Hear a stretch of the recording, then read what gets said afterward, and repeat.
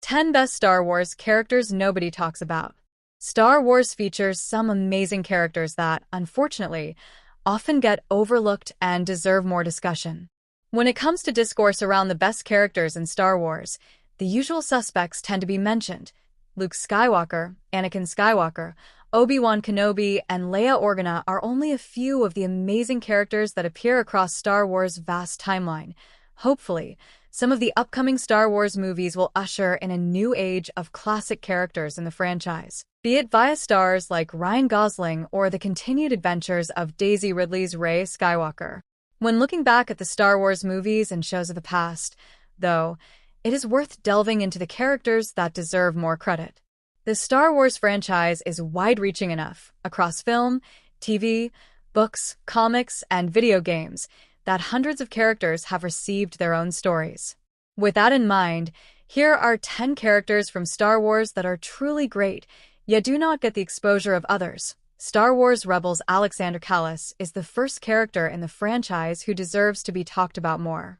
Star Wars is known for its redemption stories, yet few are as well thought out, well-paced, and well-written as Kallus. Kallus begins Star Wars Rebels as an evil ISB agent, hellbent on hunting down rebel cells against the Empire. Over time, Kallus began to learn more about the camaraderie, love, and genuine connection the soldiers of Star Wars Rebel Alliance had with one another. In comparison to the cold, detached connections of the Imperials, this changed Kallus. Adding in Kallus' regret and guilt over the genocide of the Lazat species, the agent turned against the Empire. Kallus' transition to Fulcrum is one of the strongest character arcs in Star Wars. For a child-friendly show, it is morally complex and not steeped in simple discussions of good and evil. There is a maturity found in Rebels that is overlooked due to it being disregarded as a kids' show, meaning Kallus' genuinely impactful redemption arc is not talked about enough. Savage Opress story in Star Wars. The Clone Wars, in concept, is compelling. Opress begins simply as a man, one looking to protect his family.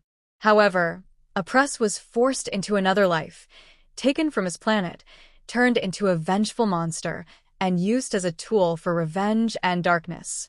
The manipulation Savage Opress faced to be turned into a Sith acolyte is heartbreaking, as he only wanted to do what was right for his family. Savage then broke free of these chains and allowed one of the best Star Wars villains to return. This also allowed for a sibling dynamic that Savage was torn from, only to end in tragedy. As with Rebels, Star Wars, The Clone Wars is overlooked as a simple show for children, meaning Savage Opress story is equally overlooked and deserves more credit. Among fans of Star Wars animated projects, Echo is anything but underrated. However, he is on this list as, like with Kallus and Savage Opress, the wider fanbase tends to overlook animated stories and misses out on genuinely great characters.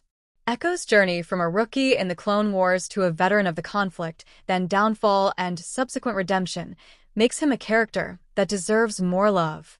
Echo appeared throughout the timeline of Star Wars, the Clone Wars before having a major role in Star Wars, The Bad Batch.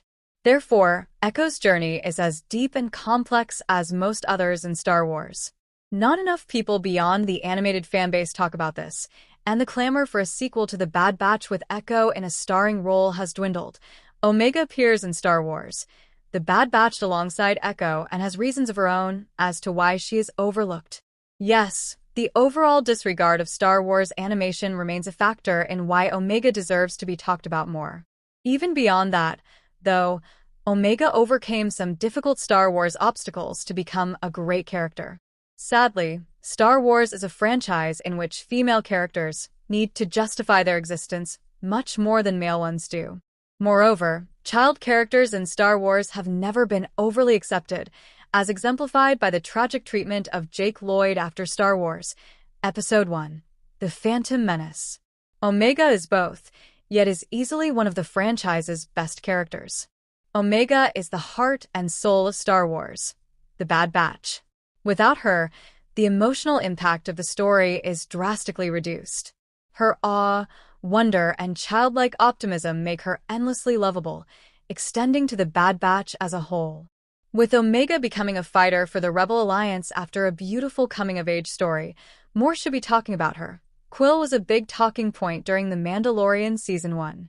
That said, the expansion of the TV show, which will extend to the theatrical story of The Mandalorian and Grogu in 2026, has resulted in Quill being left behind. Now, other characters are talked about more, from Din Djarin and Grogu themselves to Bo-Katan Kryze and Boba Fett. As such, Quill has been forgotten. His unique speech pattern, the prosthetics to bring him to life, the performance by Nick Nolte, and his Slave to Free Man arc made Quill an overly compelling Star Wars character. His death was one of The Mandalorian's most effective, making him a great Star Wars character. Sadly, as time has gone on, no one talks about Quill anymore. Other characters may have more well-rounded stories, but if Kit Fisto can be described in one word, it is cool.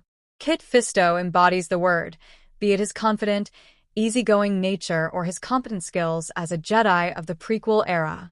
The Clone Wars showcased this on some level, giving Kit Fisto some of the more memorable moments in the show. Unfortunately, Fisto's time in live-action Star Wars was limited, resulting in his all-too-easy death at the hands of Palpatine in Star Wars Episode 3, Revenge of the Sith. For this reason, Kit Fisto is overlooked despite being a great Star Wars character. Supreme Leader Snoke is often disregarded due to how Star Wars, The Rise of Skywalker altered his character, and the divisive nature of Star Wars, The Last Jedi. Neither is counted among the best Star Wars movies, but that should not result in Snoke being overlooked as a genuinely impactful villain. Snoke's admittedly brief scenes in The Last Jedi are incredibly memorable due to the sheer threat Snoke posed.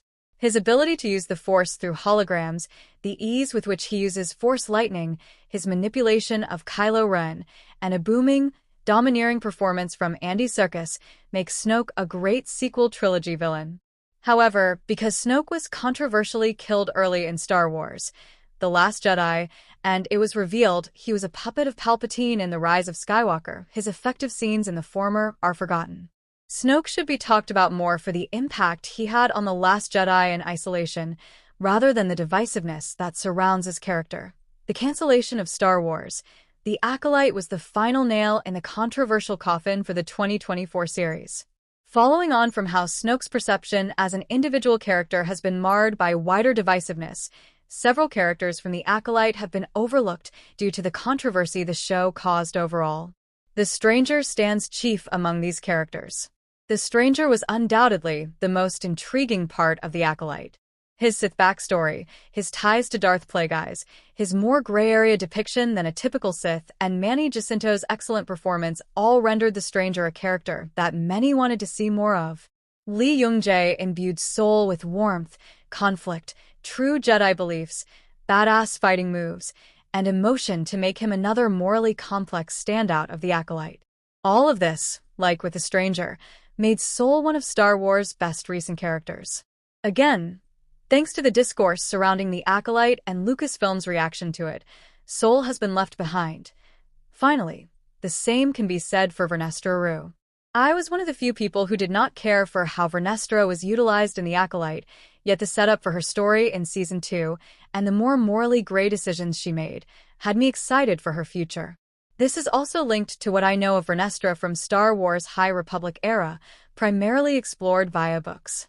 As is the case with animation, the printed stories of the Star Wars franchise are overlooked. For this reason, Vernestra's true strengths as a character are not talked about enough. As a genuine standout of the High Republic's many books, and a character whose live-action depiction was only set to improve, Vernestra Rwoh is one of 10 major Star Wars characters who are, sadly, overlooked.